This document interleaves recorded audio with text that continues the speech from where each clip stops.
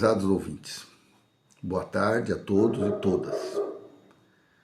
Este programa é um programa que nós estamos fazendo semanalmente e tem um objetivo fundamental: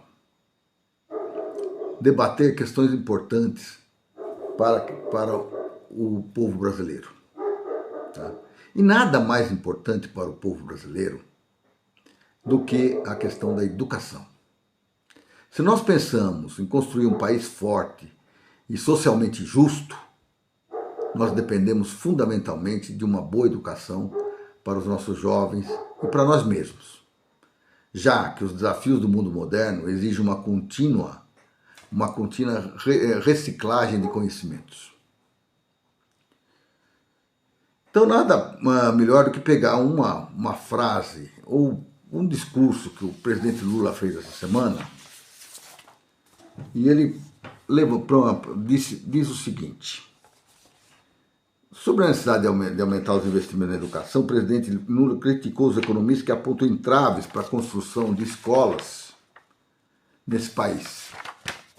E ele diz: esse país só vai dar certo o dia que a classe média voltar para a escola pública. E só vai voltar para a escola pública quando ela melhorar. Já foi assim: os grandes intelectuais brasileiros estudaram em escolas públicas. Marilene Chaui, Florestan Fernandes, Paulo Freire são filhos da escola pública. De que tempo? No tempo que quem podia ir para a escola eram poucos.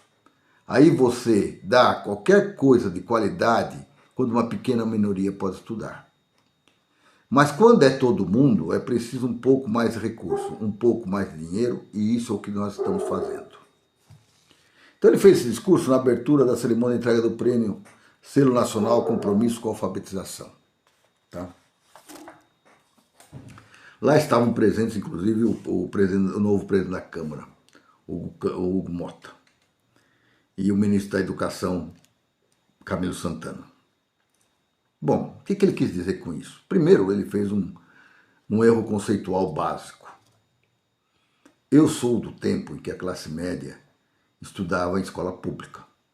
Eu e muitos de nós que conseguiram alçar suas universidades, fazer bons cursos e tudo mais, nós viemos daquela classe média que podia nos ajudar a galgar a excelência das escolas públicas. Mas o que fazia a excelência da escola pública naquele momento?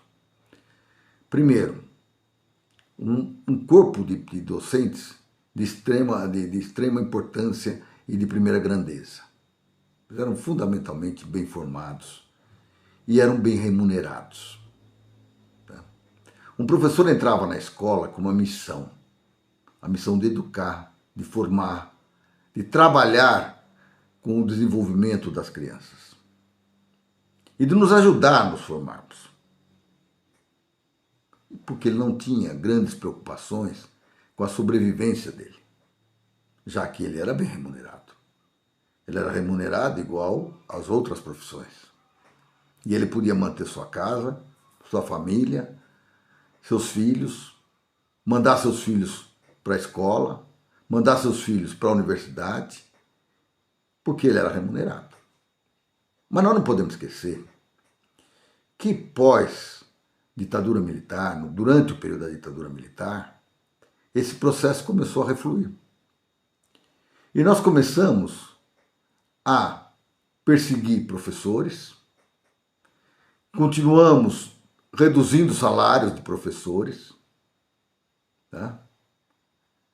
Aliás, tem uma frase até famosa do Maluf, que falava que as mulheres não eram mal remuneradas, elas eram mal casadas, as professoras, porque não tinha um marido que as sustentasse, como se elas trabalhando e se dedicando à formação de toda a juventude brasileira, que hoje está aqui de cabelinho branco, elas precisassem de marido rico para sustentá-las e não fossem reconhecidas pelo Estado. Todos nós temos na nossa formação a figura extremamente importante do professor. Bom, uma escola ela depende de muitos investimentos, dos investimentos na estrutura física, na manutenção da sua estrutura física, nos professores, numa boa biblioteca, em equipamentos, e cada dia mais os equipamentos são mais sofisticados, o mundo exige isso. E exige um nível de participação dos alunos extremamente importante, para que eles possam ajudar a construir esse futuro desse país. Então, ela tem um papel crítico na formação do senso crítico do estudante. O estudante tem que aprender a olhar para o mundo de uma maneira mais humana. Ele tem que ter olhar para o mundo vendo o futuro, vendo e planejando o que seria bom para esse país e lutando para construir esse novo país. Mas não é isso que querem hoje. Isso se agravou muito depois do golpe de 2016 contra Dilma. Se agravou muito. Porque o Estado passou a ser um Estado mais focado no mercado, no rendimento dos rentistas, das grandes instituições financeiras. E é isso que passou a ser o foco principal. Basta ver isso, que uma situação que já era antiga também, não é desse período, mas já vinha, que era o nível dos juros altos que nós pagávamos e pagamos, e cada dia mais vamos pagar mais, porque agora em março está previsto mais 1% de juros que vai ser pago para os rentistas, para pagamento do serviço da dívida. Isso não produz nada, a não ser papel e dinheiro. Não traz benefícios para o país, aliás, empobrece o país. E ao lado disso existe um policiamento ideológico contra o investimento do Estado em questões importantes, como educação, saúde, a cultura, a estrutura básica do país. Então, existe esse policiamento. Em paralelo a isso também, existem movimentos religiosos e movimentos da extrema-direita que são contra a estrutura, contra a escola. Eles intitularam escola sem partido. Escola sem partido sabe o que significa? Significa que os alunos não podem debater, não pode existir opiniões diferentes daquelas que são padronizadas pelos deuses do mercado. Não pode ter. Então, começa aquele estado mínimo, essas porcariadas todas que entram nesse processo. Entram nesse processo de debate. Mas, e aí começa também um outro fator. Olha as universidades hoje, elas estão sucateadas. Elas não têm condições de formar profissionais. E as profissões relacionadas ao ensino cada dia são mais desvalorizadas. Professores, como disse o Lula no discurso, não podem ganhar 3 salários mínimos. É muito pouco para eles. Porque, principalmente, quando a gente analisa, e eu fui professor durante algum tempo, eu fui professor de faculdade de engenharia, e eu gastava 8 horas para preparar as 3 horas de aula que eu ia dar depois, todo dia, diariamente. Ou seja, eu não trabalhava 3 horas, eu trabalhava 11 horas, mas eu era remunerado por 3. E assim são os professores, que acabam tendo uma carga excessiva de trabalho para conseguir o quê? Se manter. Para se manter. Não é para trazer o melhor para ele, não é para ter luxo, não é para nada. É para ele conseguir se manter e manter a sua família dignamente. Isso desmotiva a que as pessoas procurem essas profissões. Desmotiva tremendamente. Então os cursos hoje estão se esvaziando, os cursos de língua portuguesa, de filosofia, de sociologia, de engenharia estão se esvaziando. Por quê? Porque não somos reconhecidos como profissionais que têm uma participação efetiva no desenvolvimento desse país. Então, hoje nós falamos com muita coisa, não vamos fazer escolas militares. Para ensinar o quê? Para ensinar o quê? Ensinar aquilo que se ensina nos quartéis? Aquilo que se ensina de que nós precisamos dar golpes para segurar empresas estrangeiras nesse país? Não para segurar, porque segurar elas estão aí, mas para manter um alto nível de lucratividade e evitar com que nós desenvolvamos a nossa indústria nacional e que tenhamos uma independência e uma capacidade de enfrentar esse mundo, de se colocar no mundo de uma maneira melhor. É para isso que nós temos que estar preocupados. Então, aí começam os recados. O governo soltou um programa que chama Pé de Meia. O que é isso? Eu preciso investir para que o aluno se mantenha na escola. Primeira coisa, eu tenho que mantê-lo na escola. Ele não pode fugir e achar que as alternativas dele, enquanto jovem, a alternativa dele é ir para o tráfico, ir para a droga, ir para trabalhos sub-humanos. Não é esse o objetivo. É formar uma nação forte, uma nação que faça a diferença. Então, a primeira coisa é investir no jovem. E o Pé de Meia procura remunerar por cada ano que o aluno está na escola. Cada ano ele está remunerado. E agora vem o TCU e queria proibir de que se depositasse a primeira parcela da verba, que é devida aos alunos que participaram dessa escola. Por causa do quê? Por causa do tal do arcabouço fiscal. Ou seja, prioriza pagar o rentista, mas não prioriza pagar a educação, a permanência do aluno na escola, a vontade dele estudar e dele participar adequadamente do seu próprio desenvolvimento e no futuro retribuirá com o desenvolvimento do país. Foi a primeira coisa. Graças a Deus isso caiu. Mas existem outros percalços. Basta olhar o que acontece no Paraná, está acontecendo em São Paulo e em outros estados. Estados onde os governadores estão ligados à tal da história do Estado mínimo, que querem privatizar tudo, inclusive a educação. Ou querem transformar a educação em militarização da educação. Criar robôs que sabem bater continência, sabem falar sim senhor, mas não sabem debater, analisar, avaliar e até escolher os seus representantes. Afinal, como dizia o Geraldo Vandré, nas Forças Armadas se aprende quase nada. Se aprende antigas lições de viver sem razão e de morrer e viver sem razão. É isso. Mas é isso que nós queremos no nosso país?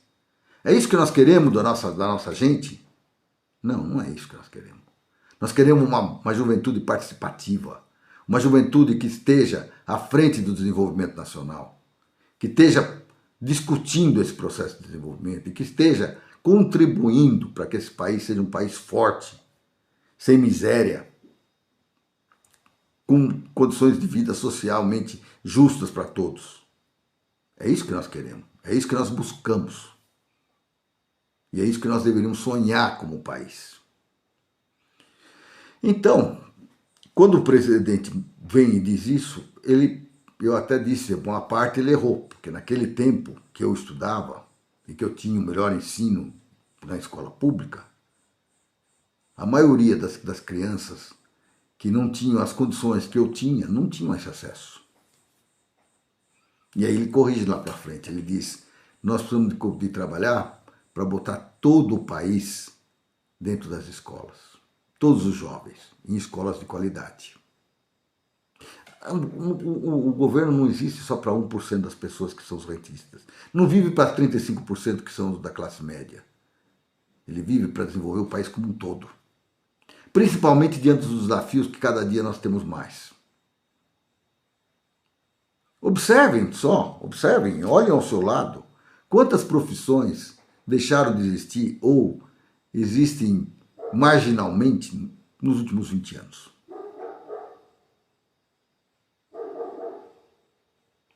Observem isso.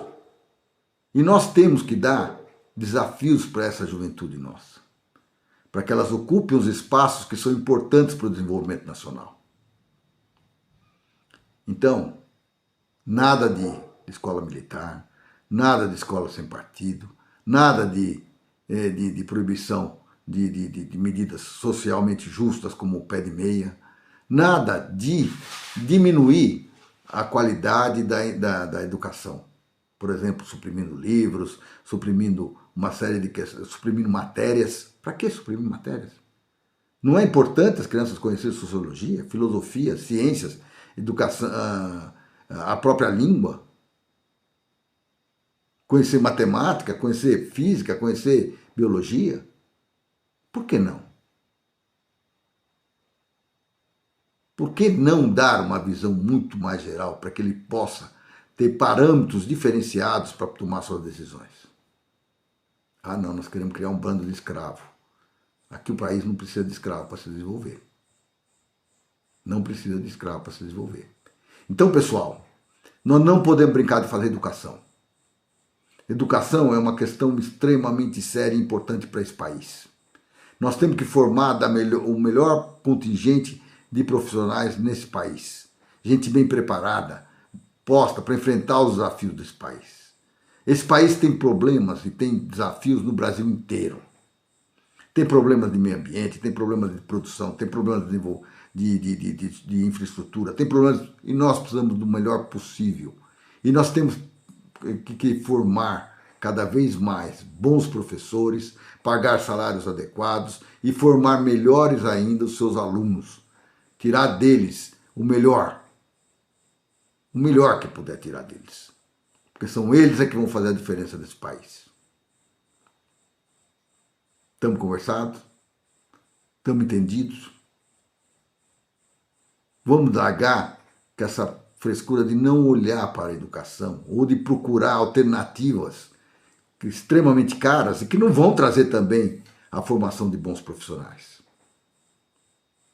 Ou vocês acham que a escola particular também, principalmente essa escola particular focada naquele desenvolvimento, focada em vestibular, focada não sei o quê, ela também está trazendo um bom desenvolvimento? Não, ela está formando as pessoas para quê? Para enfrentar um desafio. Mas ela não está ensinando eles a pensar, a ter bom senso, a ter desenvolvimento. Então, pessoal, todo apoio ao presidente Lula nessa questão. Nós temos que investir em educação, seja de qual nível for. Desde o maternalzinho lá das crianças, onde as crianças vão aprender, vão ter convivência e tudo mais, até as universidades e pós-universidades. Um governo sério trata a educação com prioridade absoluta. Um governo sério não aceita que venham discutir com ele, a educação é uma questão porque não cabe no orçamento, não cabe nisso, não cabe naquilo. Não cabe sim, e tem que caber. O que não pode caber é cada 1% de juro que se inventa, como se inventou em dezembro, como se inventou em janeiro e como se vai se inventar em março, custarem 55 bi, muito mais do que gasta a educação.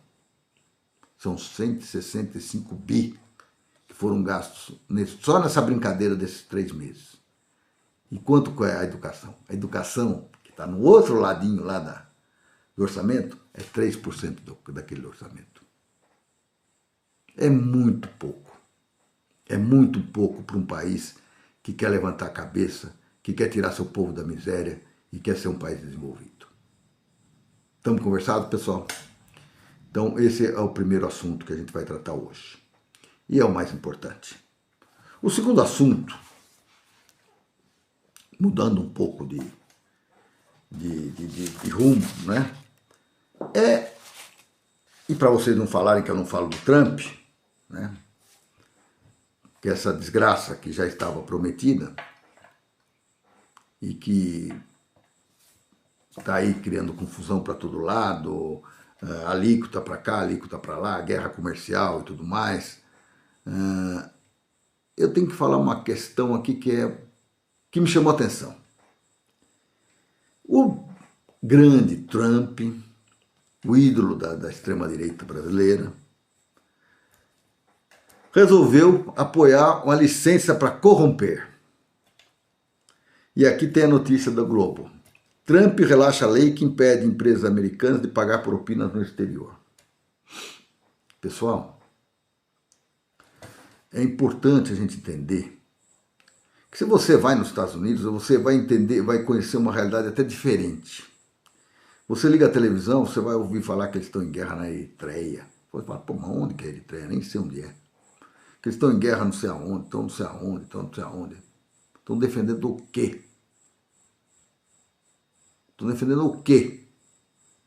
Não estão defendendo a democracia. Não estão defendendo a liberdade. Não é do tipo americano. O que eles estão defendendo é o interesse das empresas americanas em cada um desses países. É guerra contra o petróleo, é guerra contra o aço, tudo eles inventam uma guerra. Uma guerra, aí põem sobre um manto religioso ou qualquer coisa e vão para a guerra. Ou vocês acham que eles foram no Vietnã defender o quê? Que eles foram na Coreia defender o quê? Que eles estão lá, que eles estão investindo na guerra da Ucrânia e nas outras guerras, para quê? Para movimentar a indústria americana? Isso está. E para defender os interesses dos capitalistas americanos. E é uma pena, porque muitos jovens estão morrendo nessas guerras. Morrendo para quê? Para quê? Mas agora ele resolveu dar um passo à frente. Que durante muito tempo eu trabalhei para empresas americanas. E umas cláusulas contratuais era você não pode pagar propina para o exterior. Eu era um fornecedor. Então você não pode pagar propina para governo. E estava correto. Agora, além das guerras, nós vamos pagar propina. Ou seja, nós queremos dominar o mundo da melhor maneira possível. Do mesmo jeito que a gente leva, como eles levam, né? Leva as nossas Forças Armadas para estudar lá na Escola das Américas, para aprender aquelas lições deles lá, e entender aqueles conceitos de democracia e liberdade que só eles sabem, e prepará-los para vir dar golpe aqui no país, para deixá-los submissos àquele povo. Da mesma forma, eles agora querem fazer mais, querem corromper. Como já corrompem hoje. Vocês acham que quando eles vêm vender jato aqui, vêm vender armamentos, eles não corrompem para tentar ganhar as licitações. Lógico que corrompem. Só que agora eles querem de uma maneira mais clara e objetiva. Então, pessoal, todo cuidado é pouco. Todo cuidado é pouco com essa gente. Porque eles não só matam para defender seus interesses, como trabalham com a propina também, alteram os caráteres das nações para poder conseguir as suas benesses.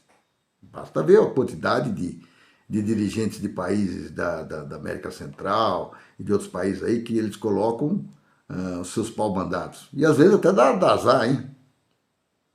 Porque eles criaram alguns grupos aí lá no Oriente Médio que acabaram virando contra eles.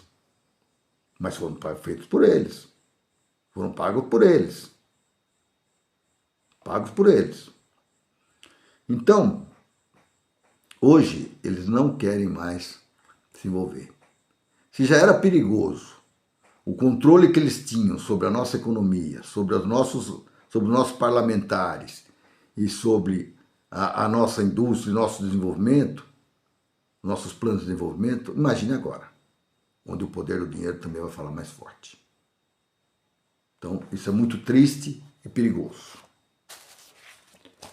Mudando de assunto, novamente, e aí é um assunto que diz muito a mim, que vivi um período muito sério de luta contra a ditadura militar, que conheci os porões da ditadura, que vi o Alexandre Vanuc ser morto, barbaramente torturado, que perdi amigos torturados e mortos, e que continuam desaparecidos até hoje, é a questão da anistia, que está em discussão no STF.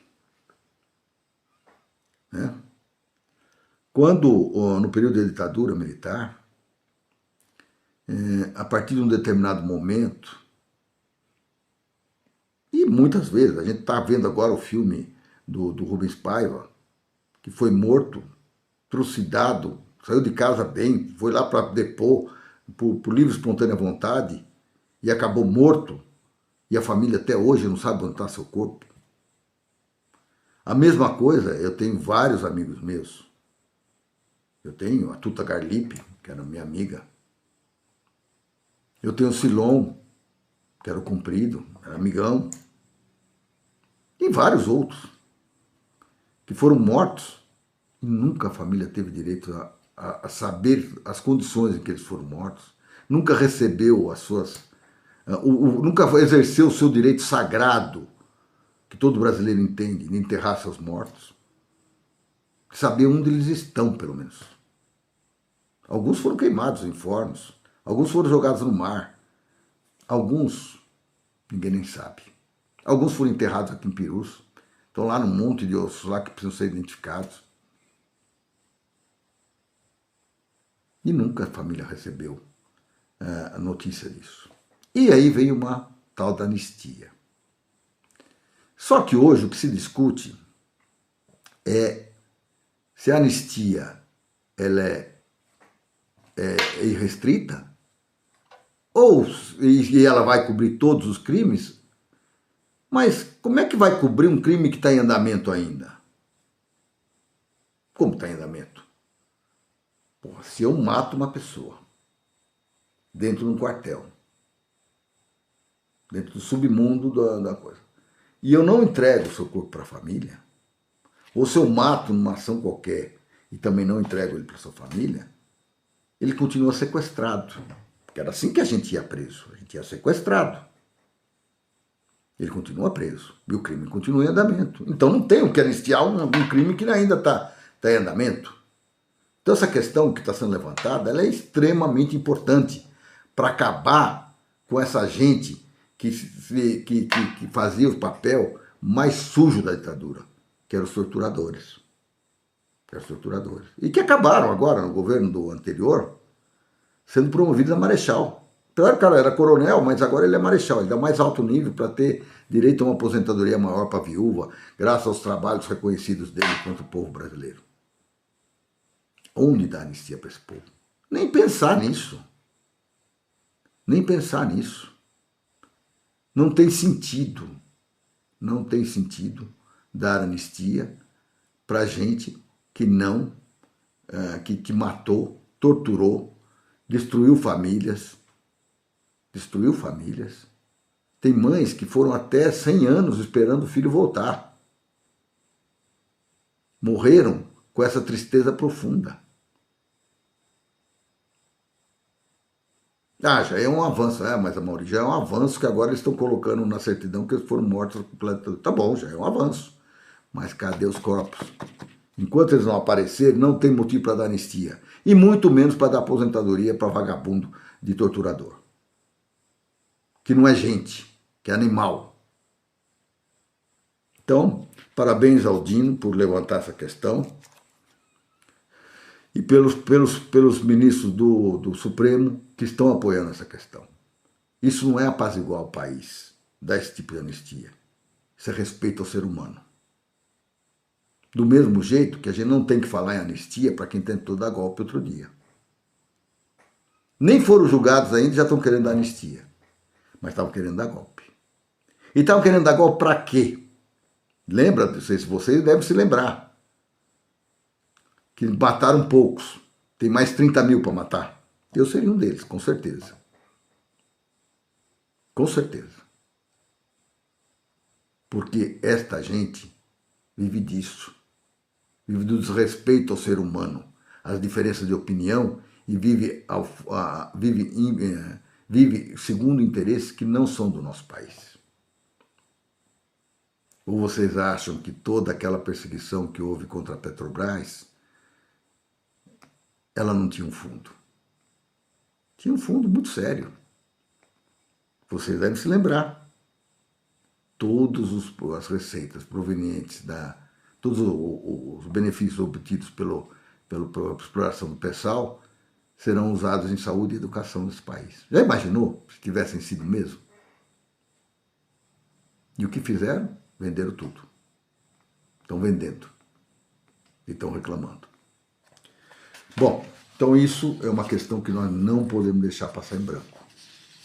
Essa questão é de extrema importância e nós temos que levar essa questão de uma maneira muito séria. Não a anistia. Não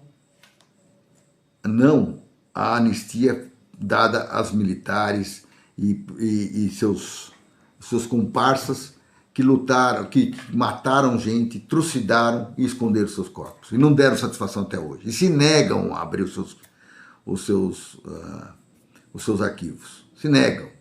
E não tem governo macho nesse país para exigir que isso seja. Se nós queremos ser democracia, nós temos que ter muito para claro e passado a limpo esse período. Um período negro da nossa história. Tá certo, pessoal? Então, por fim,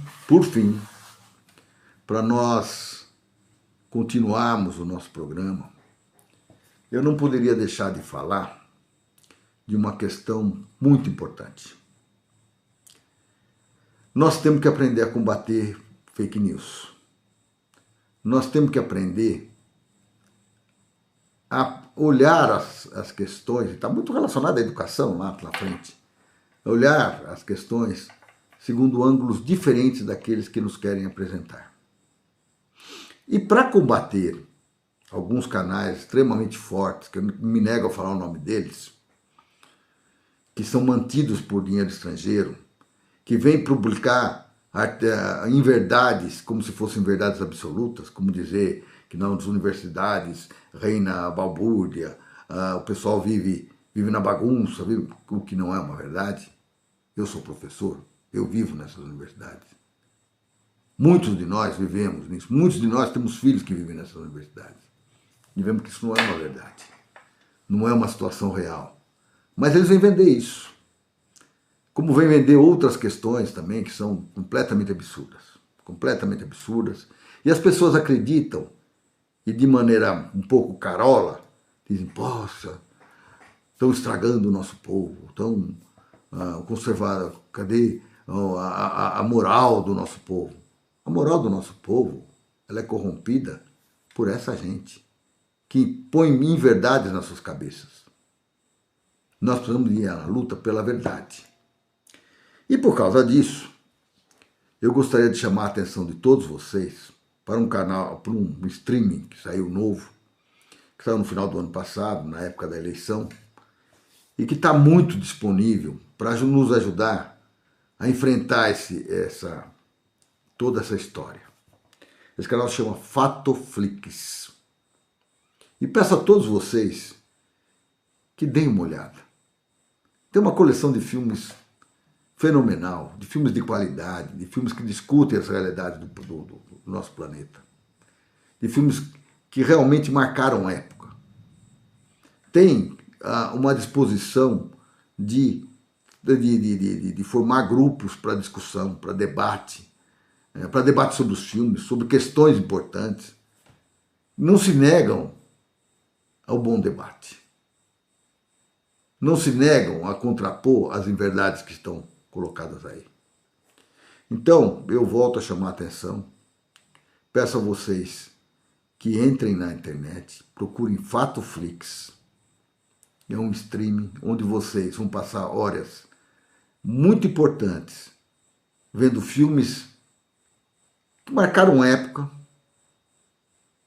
e que vão fazer vocês pensarem sobre o que está acontecendo hoje, o que está sendo apresentado como uma nova verdade, que é totalmente inverdade.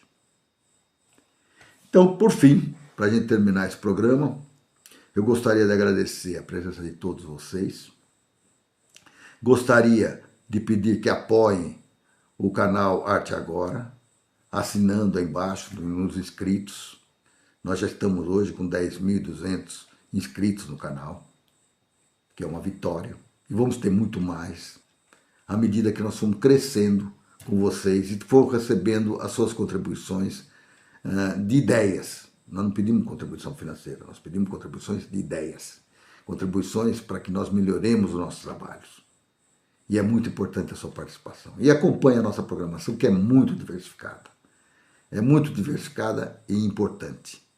Nós aqui tratamos de assuntos os mais diversos possíveis, mas com gente gabaritada, disposta a debater, disposta a trazer a boa informação a todos nós.